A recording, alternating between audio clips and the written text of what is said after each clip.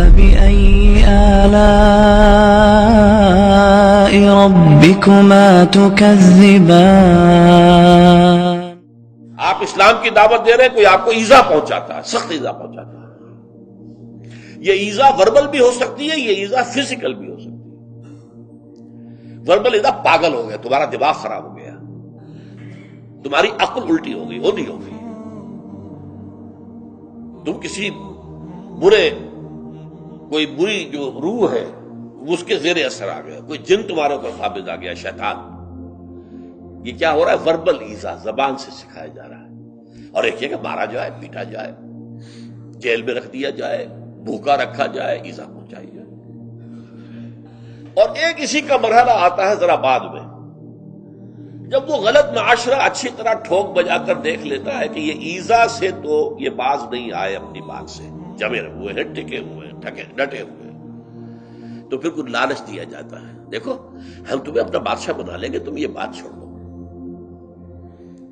دیکھو ہم تمہیں قریش کی جس عورت کی طرف اشارہ کر دو جس کا حسن تمہیں اچھا لگے، ہم اس سے شادی کر دیں گے تمہاری. تمہیں جتنا مال و دولت چاہیے تمہارے قدموں میں ڈال دیں گے، تمہارے بتوں کو برا رکھو. یہ نہ کہو یہ بات ہے. اب یہ طمع ہے، ٹیمپٹیشن ہے.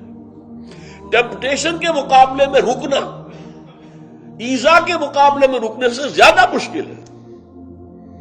جس کی ایک بہت بڑی مثال جو ہے امام احمد ابن حنبل کی زندگی میں ہے کہ جب مسئلہ خلق قرآن پر جب انہیں جیل میں ڈالا گیا، مارے ماری گئی، الفاظ یہ آتے ہیں تاریخ میں کہ انہیں وہ مار ماری گئی کہ اگر ہاتھی کو بھی وہ مار ماری جاتی تو چنگھاڑ اٹھتا، لیکن ان کی آنکھوں میں کبھی آنسو نہیں آئے، برداشت نہیں.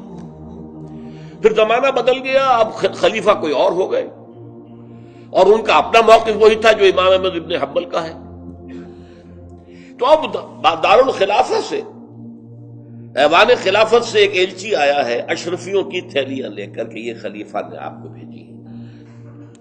اس پر حضرت امام احمد ابن حنبل رو پڑے، اے اللہ میں اس آزمائش کا اہل نہیں. یہ آزمائش سختر ہے اس مار سے کہ مجھے جیل کے اندر پڑ رہی تھی.